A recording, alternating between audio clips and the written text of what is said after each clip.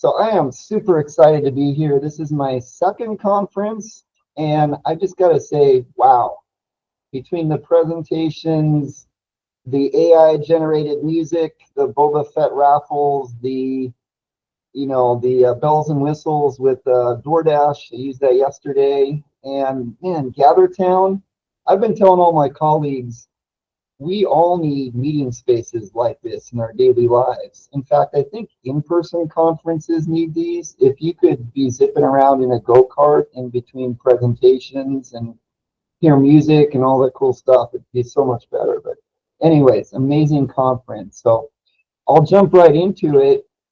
Just to introduce myself a little bit, because this is only my second time here. I'm a faculty member at University of California, Los Angeles.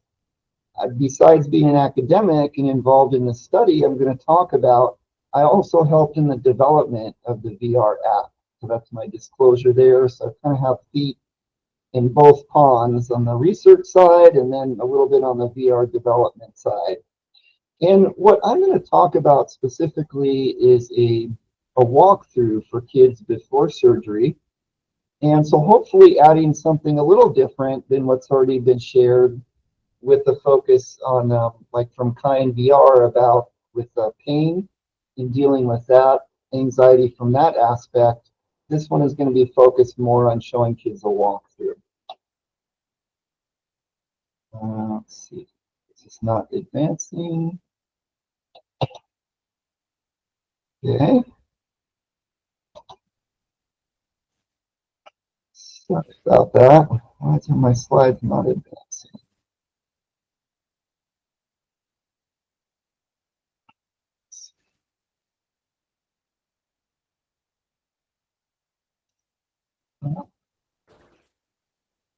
All right.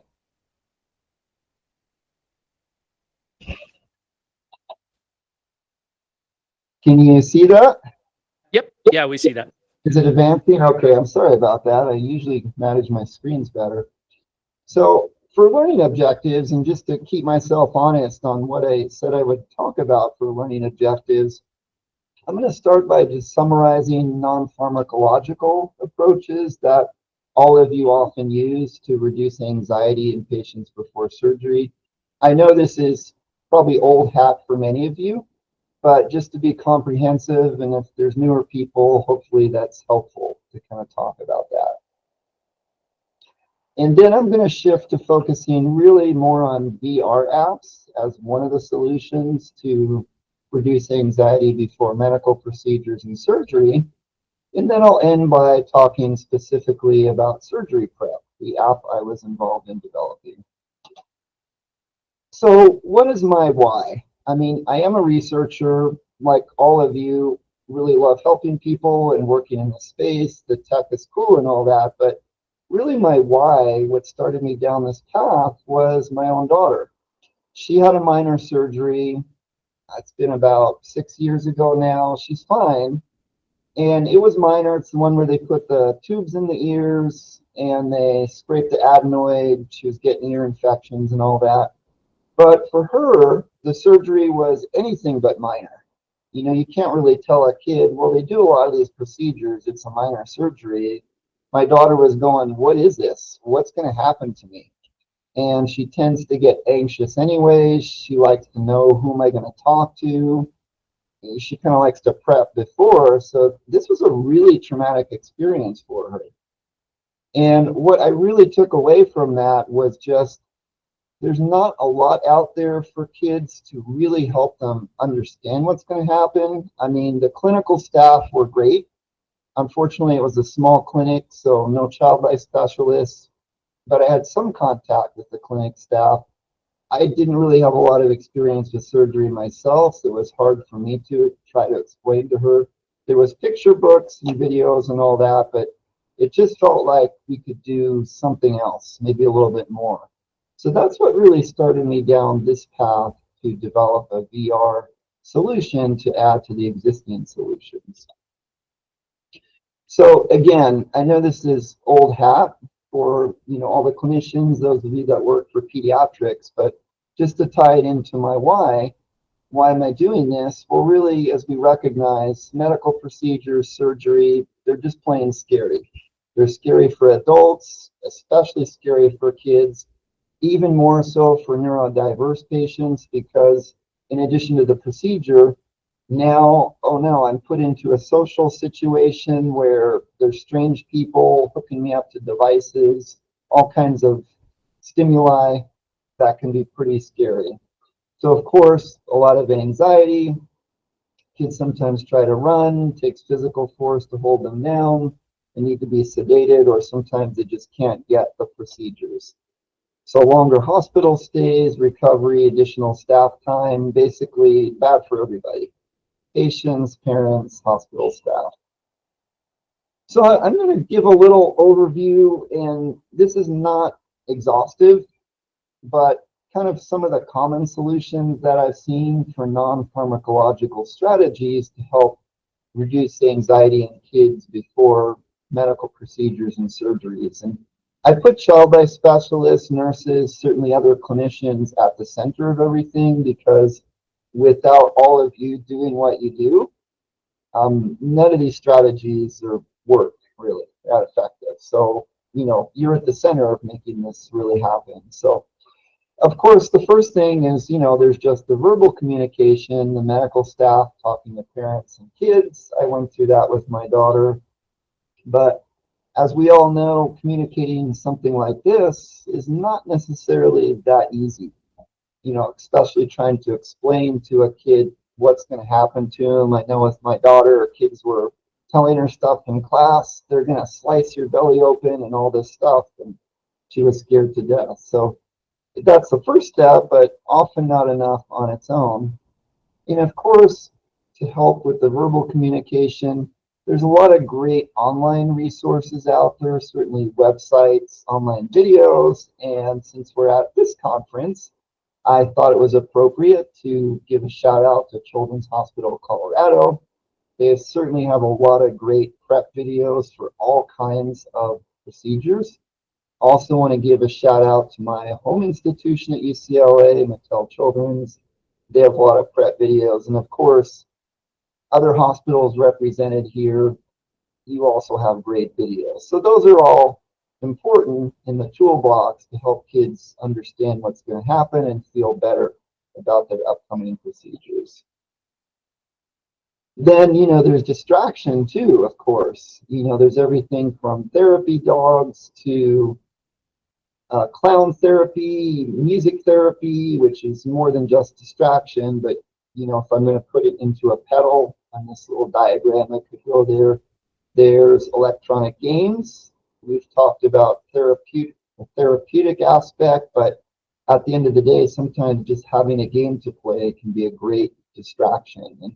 And again, because we're at this conference, I thought it was more than appropriate to give a shout out to Child's Play Charity, all the great work they do with console game systems. And of course, now that I've heard some of the presentations, like with Zach and Gamers Outreach and Portal, the work you're doing, and there's many others in connecting hospitals with the gaming equipment and games that they need. Sensory solutions, those, sensory rooms in hospitals, sensory devices. My daughter loves those fidget spinners or those kinds of gadgets just for everyday life, even more so going to the doctor. So those kinds of things can really help, especially with neurodiverse populations. It can be very therapeutic. I mean, let's face it, it can just be therapeutic in general. I decided to have some fun and ask AI to draw me a picture of a sensory room. I recognize this is not exactly accurate, but it kind of portrays a general idea of, things you can touch, different surfaces, different types of structures in the room. That's kind of takes your attention off of what's happening. I'm going to end this overview now by getting more towards VR. And as a segue into that, another really important aspect, even before you get to VR, is just the medical play. which of course nurses, child life specialists, other clinicians, you play a huge part in that. And, literally just if you're with a child and they have a teddy bear and letting them try out putting an induction mask over the teddy bear's face, giving the child a sense of control, some agency in the process, and just making them feel better. And just giving a shout out, I love the presentations on the therapeutic games. I love that name, Geek Therapeutics, with Alicia, and of course with the group from Texas Children's, Marty Jensen and Rachel talking about their work, and then with Casey we heard in the afternoon. So therapeutic games. It's this whole idea. I put medical play and therapeutic games in the same box because you can, they're distinct, but there is some overlap in this idea of role playing. I'm learning to face a stressful situation that you were maybe not, hadn't encountered before, or just to help you emotionally prepare for that situation. And this ties into what we're going to get into the VR, a really important aspect of the medical play, and even the games themselves can be, and that's just the idea of rehearsal. I know I'm facing a stressful situation that's coming up. I can rehearse it ahead of time to better understand what's going to happen to me, see some of the equipment, if possible, maybe even get a tour of where I'm going to be and better understand that. And I think this is really the bread and butter, one of the aspects besides distraction and other roles that VR can fulfill. I think the ability to rehearse can be a really key aspect of the VR as well. And I'm talking about VR, but to be fair, I'm going to use that term loosely. I know the diehard people in the space will hold me to it to use the correct terminology. So I'll say, of course, there's AR, where you more so have simulated characters superimposed on the real world, kind of like Pokemon. And then VR is more where everything is simulated. You put on the goggles and you just see a completely simulated world and characters. And then, of course, people use these terms mixed reality and then extended reality. So I'm focusing on VR today, but a lot of what I'm talking about also applies to augmented reality and blending of both types of modalities. And so why am I really excited about VR solutions? And some of this from earlier presentations you've heard too, but reiterating it just a little bit. There's the communication aspect. You can have virtual avatars presenting the information in a fun manner, to supplement the clinicians in person doing it. And VR itself, besides allowing you to rehearse, it's another form of distraction. You can really gamify the experience. It can be really a fun experience. And especially with the wraparound visor on your face, you can really block out what's going on around you if you're in a stressful environment. And you can do this in a way that's just not possible with 2D mediums. When you think about it, you can see in 3D, you can hear, the sounds of a hospital, the beeping of those vital signs machines, other sounds that would be strange if you haven't encountered them before, spent much time in a hospital. And then with controllers, other haptic devices, you could actually feel the vibration. So, like Chris and I were talking about Star Wars at the beginning, like if you've had a chance to play a VR game like Vader Immortal, and you pick up a lightsaber, that first time you virtually pick it up and you feel the vibration in your controllers, and then you go to slice through something and you feel it kind of catch on it a little bit. Like you get that sensation, it's really touching something, like, wow, what a feeling. I mean, you just can't, it's really hard to capture that with any other medium. So as much as like with my own daughter and the picture up on the right here, she, had the picture books, the videos, the clinicians were great in talking to her, but she just wanted to experience with more of her senses, like what's it going to be like actually being there? And then, of course, VR brings in that aspect of medical play and a specific app I'm going to talk about where you help a narwhal little animal friend get ready for their surgery. So you can do that virtually as well as you would do in person. Now, I don't want to say VR can do everything. No, we can't compete with therapy dogs, clown therapy. There's something about a live clown in person. I don't want to sell this as a solution for everything, but I think it's a really important tool to use in addition to these other solutions. And two aspects to really drive the point home why I am super excited about VR and what it can do in this space. It's this notion of, we call narrative transport, where it transports you to a story in a way that is just not possible with 2D mediums. So my daughter, we had my first surgery picture book, again, videos, but it just wasn't the same as if, once she was in the hospital to really experience it. I bring up this film as a great example called Clouds Over Sidra. It's a few years old now, but still very powerful. And the idea was the film was shot using virtual reality cameras for the United Nations, and they literally went to a refugee camp. They had a camera that spun around 360 degrees, so really captured that 3D footage. And then when you viewed the film, you were in a 3D theater where the screen wrapped around you. And so people got to view that and they were blown away. I mean, obviously you can watch these things in the news. Again, you can read books, but you actually, for a brief moment, you're in the camp. You're not just reading about it, not to minimize the experience and say, obviously, you can't really understand what a refugee is going through, but you can get a better taste of what they're going through with VR. And when people watched this movie, they were just crying and blown away emotionally in a way that was just not possible with any other medium. On a lighter note, has anybody here had a chance to see The Rehearsal with this comedian Nathan Fielder on HBO Max? It's on there, the show. The reason I bring it up, in one way, it's kind of a silly show, and he's a comedian. But here's the premise for the show if you haven't had a chance to see it.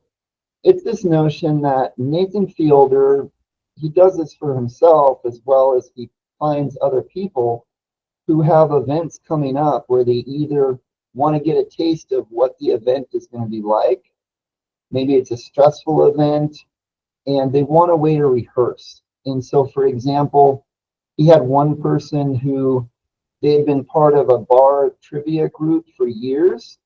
And for some, I don't know why this would be a big deal, but for this person it was, one of their close friends in the group thought that they had a master's degree and they didn't. And somehow they felt this was tied to how smart the friend thought they were. And they just kind of went with it after a while that the friend thought they had a master's degree, which again, I don't know why. Some of the smartest people I know don't have any degrees. So it doesn't really matter. But for this person, it was a big deal. So what Nathan Fielder did, he spent a lot of money to recreate the bar scene where the person was going to meet the friend to disclose this information. And he actually got an actor to come in and play the part of the friend. And the actor actually studied their friend to see like mannerisms and everything. And so the scene on the screen here is where the comedian himself wanted to know what would it be like to be married and have kids. And so I guess it's probably a little creepy, these animatronic dolls here next to him, but he kind of went through this scenario like understanding if you have a kid screaming in the night, or, I guess that's supposed to be his wife on the side, or an animatronic dog, and get that experience. So, the reason I bring this up, because Nathan Fielder's got a lot of money to create these experiences, Obviously, we can't do this in our daily life, literally, when we know we have an upcoming event that's stressful. But in a sense, with VR, we can. We can create experiences for kids in a hospital setting where we can kind of give them a taste. Here's what it's going to be like to be in the hospital. Here's some of the sounds you're going to hear. Here's some of the people you're going to interact with. I mean, right now I'm focused on little animals, but as the technology gets better and better, you could literally scan in live photos of people and quickly turn them into 3D, and then kids can meet their anesthesiologist, for example, before the day of surgery and get more acclimated so they recognize it when they go in. So many cool possibilities that you can do. So having plugged, a lot of the good things with VR, I want to be fair and, say it's not a perfect solution and talk a little bit about some of the considerations that we also need to think about. And some of this has been talked about yesterday, giving a shout out to some of the great presentations I heard, Bree and Abe talking about development for non-developers. With the controllers, I had a good conversation with Caitlin after, and Tyler, want to talk to you, haven't had a chance to talk to you yet. And they kind of touched on some of what I'm going to talk about, so it'll be a little bit of a repeat, but hopefully hearing it again is helpful. So, and I ordered really these considerations for me kind of in the order of priority that I would think of addressing them in before I would roll out. So there can be some disagreement which you think are the most important issues, and at your hospital one might be more important than the other. But for me, the potential for cyber sickness with VR, that's probably the biggest issue, I would say. And, it's really basically motion sickness, like when you're in a car. If you're on a windy road and your head is down, you're reading a book, your eyes are telling you that your body's not moving. But obviously, in a windy road, your body knows it's moving from your inner ear. And so there's a mismatch between your senses, and that makes you sick. Well, similarly in VR, if your eyes are telling you in a scene, let's say it sees your body moving, but your feet are planted, there's a big mismatch in your senses, and that can make you sick. So their susceptibility certainly differs by demographics. The good news is younger people don't seem to be as susceptible. Interestingly enough, I know myself as I've gotten older, I've become more susceptible. I can't play the fast-paced VR games as much as I used to, or I have to play them for shorter periods. I just don't feel as good. And another thing, for whatever reason, women tend to be more susceptible to this type of motion sickness. As far as causes, it can be the hardware itself or latency. And that's really this notion that if the frame rate is too slow and it's not updating fast enough, that can confuse the brain and make you kind of sick with that. So luckily, that's not usually an issue nowadays. The headsets, the computing power is pretty good. So that's not usually the issue. What I found most common, it's usually on the software side. And if there's software that simulates a lot of user movement in terms of their body moving through space, where again, they obviously know their feet are planted, that can cause the sickness. So, like in the experience we design, we really minimize the user's movement. They can turn their head, and that doesn't seem to make people as sick, because when you turn your head, if the scene changes, there's a match between your senses. But we really minimize the need for somebody to, say, walk. You don't need to do that. If you do want to simulate somebody walking, some techniques such as teleporting, where, say, with the hand controllers, you push the button forward and you just reappear, 10 feet ahead of you or some distance, it doesn't seem to make people sick. And I know I mentioned Vader Immortal earlier. They use the technique of teleportation, and that seems to work pretty well for me. I don't get sick with that. Next up on the list, I put really the VR the hardware itself. Especially for pediatric patients, it can be too heavy. If for smaller heads, it can just be too loose. So finding the right headset, I think Kind VR, it looks like your headsets are great. I'd love to talk to you more about that. Another consideration with the headsets too, neurodiverse kids, especially with autism, sometimes they just don't want things on their heads. So finding a head strap where you don't have that piece going over the top, that can make a huge difference if it's more like sunglasses. But I have worked with some neurodiverse kids, autistic kids, and they seem to be able to tolerate it if they feel like they're in control and it seems like something fun. But it is a consideration that's important. Of course, the interactivity, we heard great presentations from Tyler and Caitlin, talking about the hand controllers. And so I won't spend too much time on that. I'll just say I think one of the really exciting developments are with voice activated commands, which used to be restricted to mostly one word commands. Now with GPT-4, other large language models, that's a game changer, where you can speak whole sentences. So I think that's going to really disrupt that whole voice activation and make things more accessible using your voice. Other people have talked about in presentations Wi-Fi security. Luckily, it was not an issue in the hospital where we rolled out our study, but I understand, I'm talking to people at different hospitals. Understandably, you want secure networks, and the IT people, the minute you mention, well, we need some Wi-Fi connectivity, that could be an issue. I mean, the main thing we needed it for in our case is we had a child life specialist with a screencast device where they were monitoring what the patient was doing in the headset so they could see and help them if needed. So there was the need for Wi-Fi there, but that was pretty much it. And the hospital seemed to be okay with that. They didn't stop the study.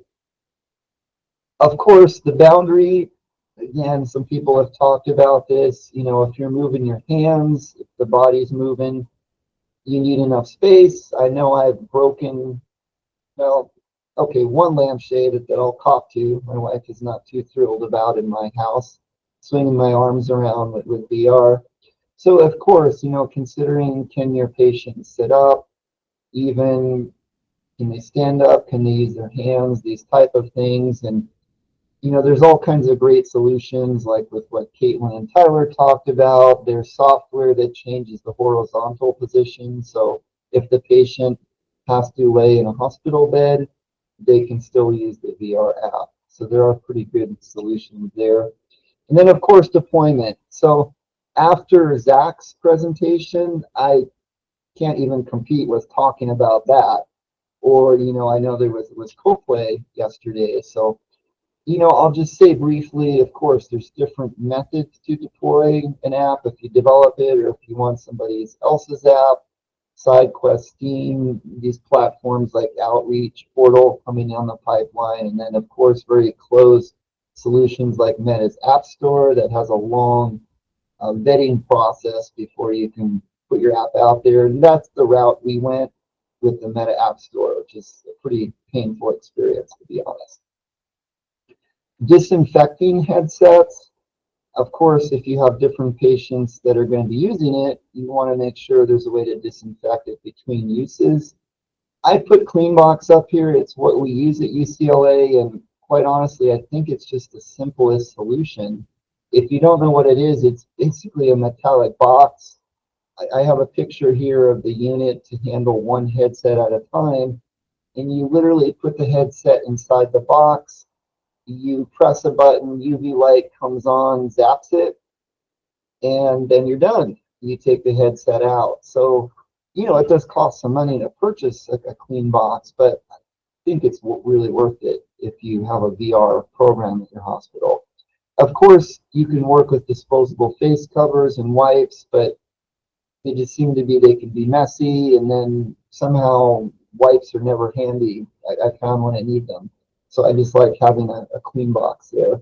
And then, of course, the default head straps that ship with devices are often not friendly for hospitals because they have cloth on the head straps that's harder to disinfect. So you're probably going to have to swap out the default head strap with rubber head straps. All right. So I spent a lot of time kind of talking about different solutions, pros and cons of VR. I'm going to get in the last minutes here, I'm going to get into the meat and potatoes of what I really wanted to talk about. What I'm excited about is this VR app called Surgery Prep. It's available on the MetaQuest store, and it just gives a walkthrough of the patient for the patient. And the idea is that you have this animal friend, a narwhal. You help the narwhal get ready for surgery. They start in pre-op, then they go down a hallway to the operating room, and then they wake up at the end. So I'm going to do a quick demo of a video on YouTube. Hopefully this works. There we go. Seems like it's working. Welcome to the Surgery Prep Experience. Let's help our friend the narwhal get ready for surgery. Click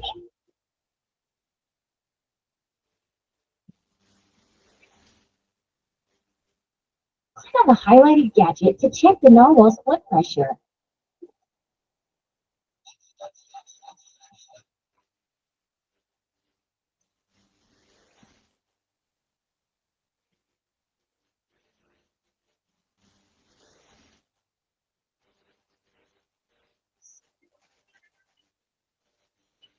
Click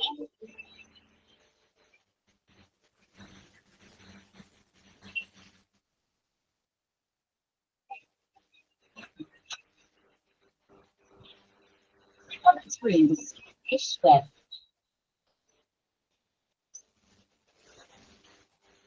Click on the nurse to say hi.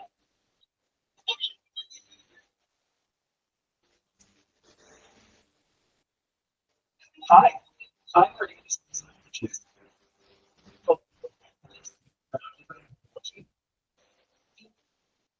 Anyways, in the interest of time, I'm going to stop it there. The video goes on and goes through the experience, but I just wanted to give you a flavor because I know my time is coming to an end here.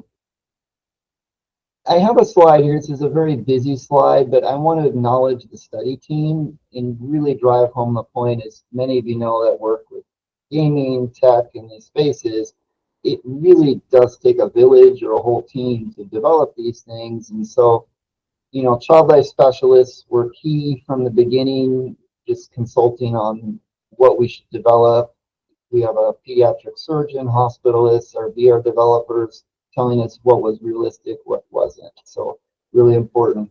We did this for the MetaQuest 2, and we chose that simply because that's the hardware that the hospital had. And so we wanted to work with that to make it easy for them. You know, and like all of you have encountered, we went through quite a few iterations. I mean, this just showcases 3, but you know, of course, there's many where you come up with some initial plan, you design it, you build it, you test it, it goes back and gets revised. And, you know, just to highlight some of the key considerations we had to figure out was how many scenes. You know, you've got a certain budget to work with. You'd love to do a lot more, but then you kind of focus it in. And this is where the child life specialists helped us figure out, okay, we really should focus on pre-op, some hallway going to the OR, and then recovery. User perspective, should it be third person, first person? We went with third to help minimize the possibility for motion sickness or cyber sickness because the person doesn't have to move. The camera moves, not them. And then also, it's this notion of medical play where they're helping an animal get ready. It's not them, so maybe a little less scary. Also, how much gamification are you going to have? You know, like Simon from Kind VR aptly pointed out, you know, if you set it up as a game, expectations might be really high. So we're framing this as a walkthrough, but there's gamification elements. And then the activities. So just I'll talk about briefly a few of the changes we went through. It's worth highlighting as our experience. You know, we have a little tutorial at the beginning to teach the user how to use the device. And, you know, we originally had a donut that you click on and the donut floats to the narwhal's horn on their head.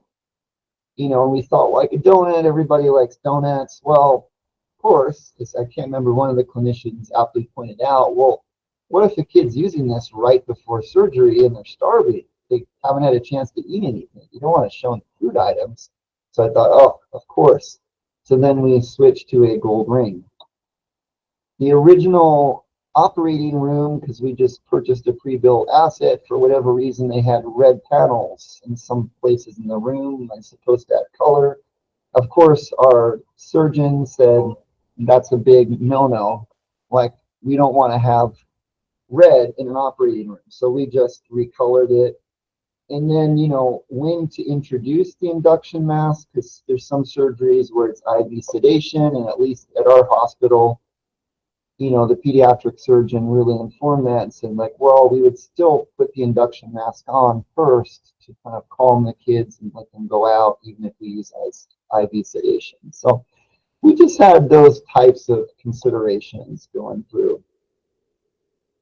And just check myself, see how I'm doing on time. Okay. So just for the results of the pilot study quickly, this took place at our Santa Monica Medical Center. We actually wanted to do this location because it's not a children's hospital, so we wanted to see, was this feasible in a unit that didn't have all the bells and whistles and all the infrastructure that a children's hospital might have. Could we really roll this out? The study took place earlier this year. The criteria were pediatric patients with an upcoming surgical procedure, and it was just a one-time visit while they were in the hospital for their upcoming surgery. I just wanted an excuse to put a picture of a minion on the screen. And, you know, the study, we were happy to see it was successful. This study was really focused on feasibility, acceptability. So we wanted to recruit 15 patients. We did over a 6-month period, which matched kind of the flow of surgeries. So there was only 3 patients that declined. All the patients that were enrolled completed the study. None reported dizziness or nausea. There was one patient that reported some eye strain. And there really were a few technical issues, and I probably have to mostly give credit to our tech-savvy child eye specialist. The patient description, median age was 11 years old, ranged from 7 to 14. We purposely wanted to try out a wide age range, especially on the younger side, just to see how the kids would take to it. And there was a whole range of surgeries, from basic outpatient to, like my daughter had, to more serious surgeries, because again, we wanted to see, you know, across the board. We had open-ended questions for the patients and the parents, kind of asking them, what do you like, what didn't you like? You know, some of the positive things, they liked the idea of acclimating to what was going to happen. There was distraction, novelty, and the play aspect they really liked. Some of the things they didn't like, you know, the headset was a little heavy. One patient, their eyes were a little bit blurry after. One patient, their dislike was they wanted a longer experience, which we were happy to hear. This was a pilot study. So.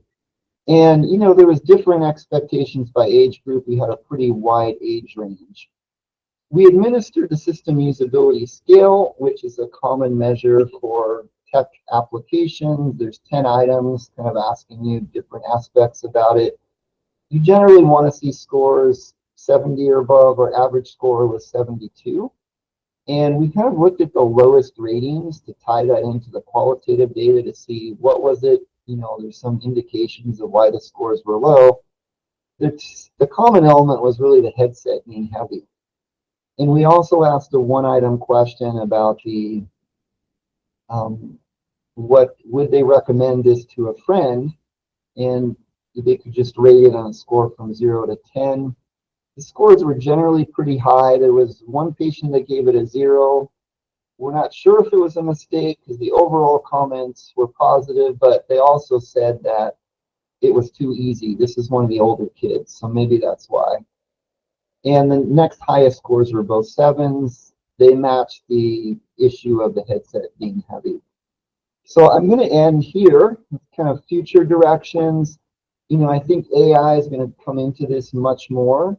I attended a really cool presentation through Cedars-Sinai about this virtual health coach called Zaya that you access through the Apple Vision Pro headset, and Zaya appears in front of you and you can talk to it. There's natural language understanding algorithms, language processing, you have a conversation if you need health coaching. So I think this kind of thing coming in much more. And then of course I see, barriers coming down for reimbursement pathways, FDA authorization. I just listed 2 companies that are making great headways in that aspect. There's certainly others, but I think the future is bright for VR in healthcare. And I will stop there.